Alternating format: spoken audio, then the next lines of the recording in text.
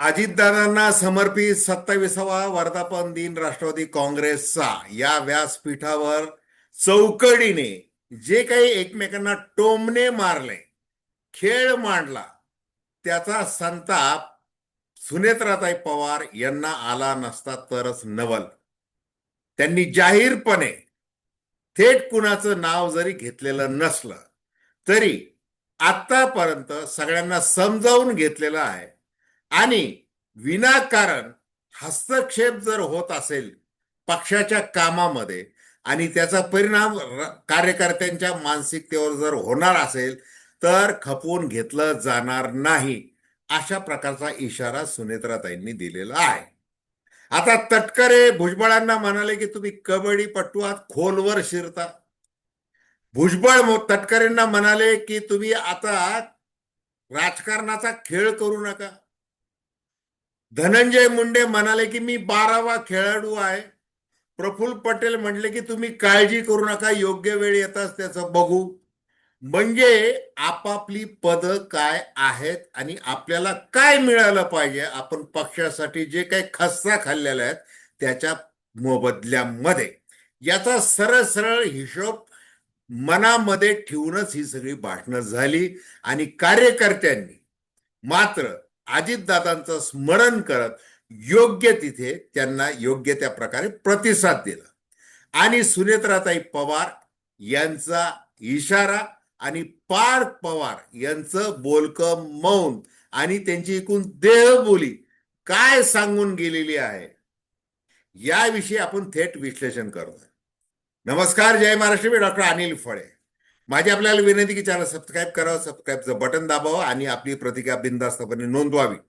हे बघा, आता ज्या वेळेला अजितदादा पवारांची अकाली एक्झिट झाली त्यामुळे महाराष्ट्र हळहळला आणि त्याच्यानंतर जे काही राजकारण सुरू झालं ते किळसवाणं राजकारण महाराष्ट्राला काही सहन झालं नाही, पचनी पडलं नाही. मात्र आम्ही पक्षाच्या सुरक्षेसाठी आणि महायुतीमध्ये आमचं जे सत्ता स्थान आहे ते कोणत्याही स्थितीत गमवायचं नाही, या इराद्याने संविधानिक पद रिकामं ठेवायचं नाही, अशा वेगवेगळ्या कारणाने उपमुख्यमंत्री म्हणून सुनेत्राताईंना शपथ देण्यात आली. त्याच्यानंतर सगळं अधिकार, सगळी पद ही आपल्याला तेवढीच समान राहायला पाहिजेत, यासाठी जो काही उद्योग केला निवडणूक आयोगाकडे तो अंगाशी आला. पार्थ पवार यांनी तो प्रयत्न छाटून टाकला, तो यशस्वी होऊ दिला. त्याच्यानंतर सुनील तटकरे आज जे म्हणत आहेत की कशा प्रकारे अजितदादांना मुख्यमंत्री पदाची संधी नाकारण्यात आली 2004 मध्ये, 2019 मध्ये अजितदादांच्या सह सगळ्या आमदारांनी शरद पवारांना जे काही पत्र लिहिलं होतं की आता भाजप बरोबर जायचंय वगैरे वगैरे, तो सगळा उल्लेख करत जे काही सांगण्याचा प्रयत्न केला की मी किती निष्ठावान आहे आणि माझ्यामुळे हा पक्ष कसा घडलेला आहे, त्याची कशी उभारणी झालेली आणि भूमिका कशी चुकीची नव्हती. मात्र त्याच शरद पवारांना दरम्यानच्या काळामध्ये म्हणजे काही दिवसांपूर्वी भेटण्याची वेळ आपल्यावर का आली हे मात्र सुनील तटकरे यांनी सांगितलं नाही. त्यांनी सांगितले की 3 वर्ष मी पवार साहेबांना भेटलो नव्हतो, आता ते आजारी आहेत म्हणून मी ते चौकशी करण्यासाठी भेटलो सिल्वर ओक वर जाऊन, एवढंच त्यांनी सांगितलं. आता अनिकेत तटकरे यांना ज्या वेळेला विधान परिषदेची उमेदवारी पुन्हा एकदा देण्यात आली, बिनविरोध निवडून आणलं आणि मग घरामध्ये मंत्रिपद आहे, विधान परिषदेची आमदारकी आहे, खासदारकी आहे, असं असताना भुजबळ असं म्हणाले की माझ्यावरच अन्याय का? मी जर म्हणतोय की समीर भुजबळ यांना मंत्री करा आणि मग मी राज्यसभेवर जातो तर त्यात माझं चुकलं कुठं? मी काही शतरंजचा म्हणजे बुद्धिबळाचा खेळाडू नाहीये, मी कबड्डीपटू आहे, असं त्यांनी म्हटलं. आणि भुजबळांचा हा टोला आपल्याला नाहीये, आपल्याला असेल असं वाटत नाही, असं सुनील तटकरे म्हणाले होते. मात्र सुनील तटकरे यांनी तो टोला आपल्यालाच कसा आहे याबद्दल थेट न बोलता त्यांनी भर व्यासपीठावर आज भुजबळांना प्रचंड असे टोले मारले की भुजबळ कसे निर्माते आहेत, त्यांना कधी खोलवर ते कसे घुसतात कबड्डीच्या खेळामध्ये. मग एक तर ते सातही जणांना आउट करतात. कशा प्रकारे ते करतात? अगदी ज्या वेळेला मुंबईचं महापौर पद शिवसेनेमध्ये असताना त्यांनी दोनदा कसं बळकावलं किंवा त्यांना कसं मिळालं, जे पद इतरांना मिळालं नाही, मनोज जोशींना मिळालं नाही, सुधीर जोशींना त्यावेळेला मिळालं नाही. एकूण काय तर छगन भुजबळांचा सगळा जो पॉलिटिकल किंवा सिनेमॅटिक जो काही प्रवास आहे तो मला चांगला माहिती आहे. असं करत सुनील तटकरे यांनी भुजबळांवर शब्द बरसवले. त्याच्यानंतर भुजबळ हे गप्प कसे बसतील? भुजबळांनी व्यवस्थितपणे तटकरेंचा तो जो काही टोला होता, टोमणा होता, तो व्यवस्थितपणे टोलावला. त्यांनी सांगितले की पक्षापेक्षा कुणी मोठं नाही हे लक्षात घ्या. आणि मग पक्षाची जडणघडण कशी झाली, स्थापना कशी झाली, शरद पवारांना काँग्रेसमधून कसं काढण्यात आलं, त्याच्यानंतर काय झालं, कशा प्रकारे प्रतिसाद मिळाला, शिवाजी पार्कच्या त्या अगदी भिंतीवर झोपून कसं पंकज भुजबळ, समीर भुजबळ यांनी कसं काम केलं, हजारो ते शपथपत्र, राजकीय पक्ष म्हणून नोंदणीसाठी आवश्यक ते कसं काम केलं, कार्यकर्त्यांनी लाठ्याकाठ्या कसं खाल्ल्या, अनेक कार्यकर्त्यांनी शरद पवारांचा पुतळा जाळतात आहेत काँग्रेसचे लोक म्हणून तो कसा रोखला, रक्तबंबाळ कसे झाले, इथपासून अनेक गोष्टी त्यांनी सांगितल्या. त्या सांगत असताना त्यांनी यशवंतराव चव्हाण यांचाही आदरपूर्वक व्यवस्थितपणे उल्लेख केला, तसा शरद पवारांचा देखील केला. आणि आपण ही जाणीव ठेवली पाहिजे की 10 जून आपण जो वर्धापन दिन साजरा करतोय, त्याचं मूळ कुठं आहे, त्याचा या पक्षाचा जन्म कसा झाला, याचा विसर आपल्याला पडता कामा नये, हे त्यांनी तटकरेंना सांगितलेलं आहे. तटकरे काय बोलले की बघा की आता पंतप्रधान नरेंद्र मोदी यांनी पंडित जवाहरलाल नेहरू यांच्या पंतप्रधान काळापेक्षा जे काय अधिक त्यांचा रेकॉर्ड मोडलेला आहे, त्यामुळं तिथं एनडीएच्या बैठकीमध्ये जाण्याची संधी आपल्याला कशी मिळालेली आहे या पक्षाला, आणि अजितदादांचं ते कसं कर्तृत्व आहे असं ते जोडण्याचा प्रयत्न केला. म्हणजे थोडक्यामध्ये काय की आपल्याला भारतीय जनता पार्टी बरोबर राहणं कसं सगळ्या अर्थाने संयुक्तिक आहे हे त्यांनी सांगितलं. मात्र अजितदादा पवार यांना कसं नाकारण्यात आलं वगैरे वगैरे, ती नेहमीची त्यांनी प्रत्येक तारखा साल सांगून ती ती कॅसेट आळवलं. आता सगळं पदरात पडून झालेलं आहे. मग आता बोलायला काय हरकत आहे? मग भुजबळांवर ते बरसले, भुजबळांनी त्यांना उत्तर दिलं.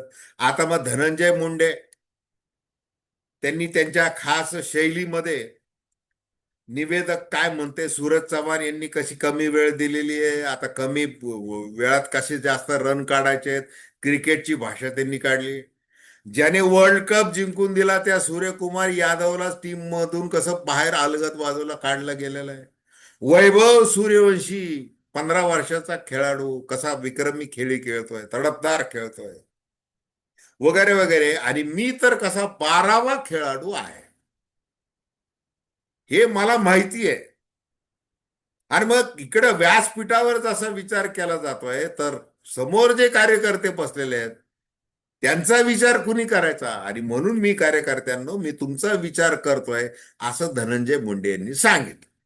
थोडक्यामध्ये काय की मला मंत्री परत कधी करणार, तुमचं तर झालं, प्रफुल्ल पटेल यांचे राजेंद्र जैन झाले खासदार, इकडे अनिकेत तटकरे झाले पुन्हा आमदार, सगळं तुमचं झालेलं आहे. भलं निवडणूक आयोगाच्या त्या पत्रामध्ये तुमचे नावं नसतील तरी तुमचं साध्य करून घेतलेलं आहे तुम्ही. माझं काय असा प्रश्न, धनंजय मुंडे यांना मंत्रिमंडळात पुन्हा येण्याची तीव्र इच्छा आहे, राजकीय महत्वाकांक्षा आहे, आणि ती काही गैर नाही असं त्यांच्या समर्थकांना वाटतं.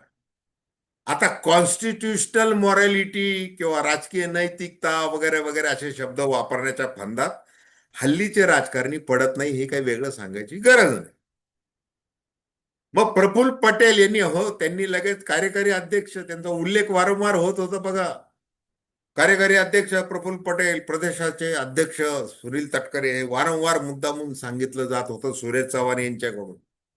मग प्रफुल्ल पटेल यांनी धनंजय मुंडे यांना दिलासा देण्याचा तो प्रयत्न केला.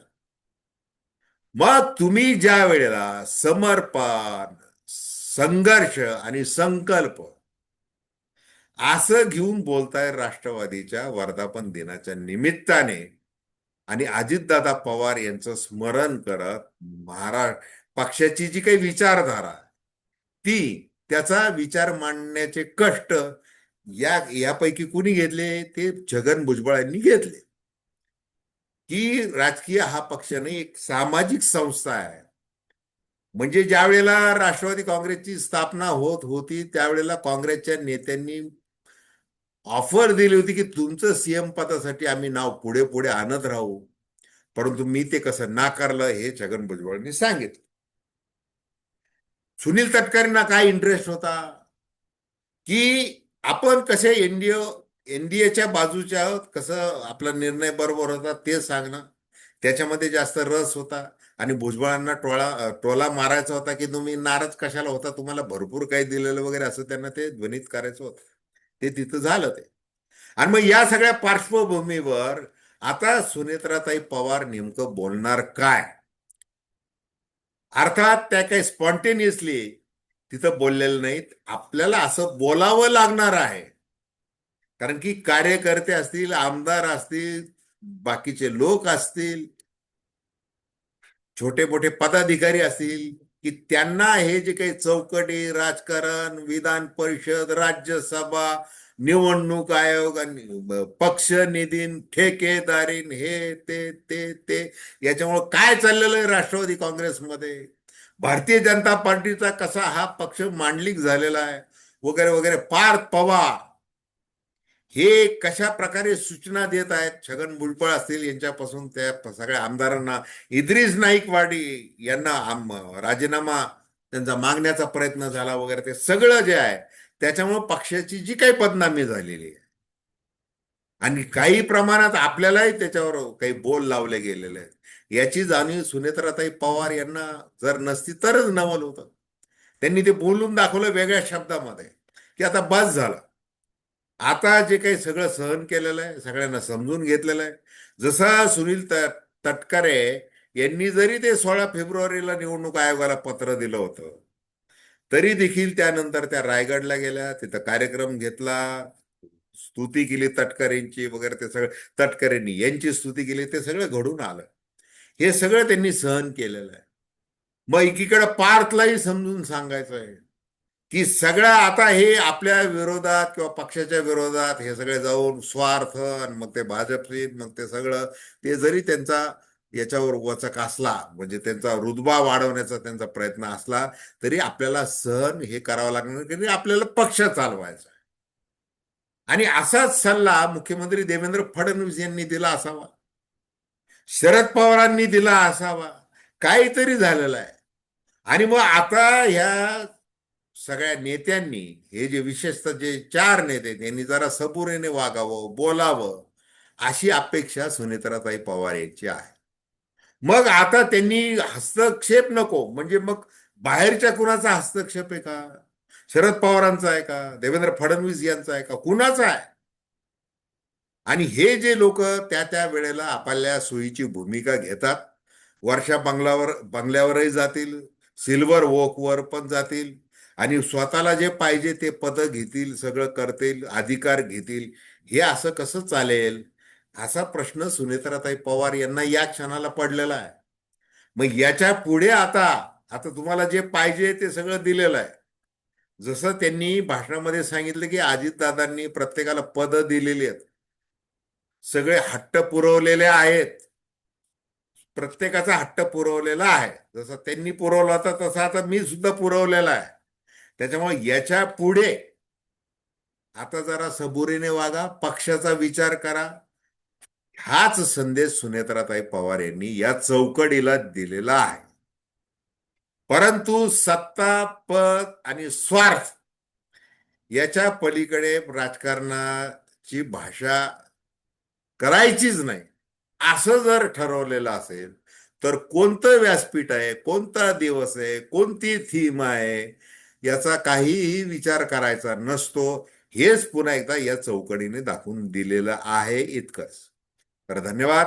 हा व्हिडिओ आपल्याला आवडला असेल अवश्य शेअर करा, सबस्क्राईब करा आणि आपली प्रतिक्रिया बिनधास्तपणे नोंदवा. धन्यवाद.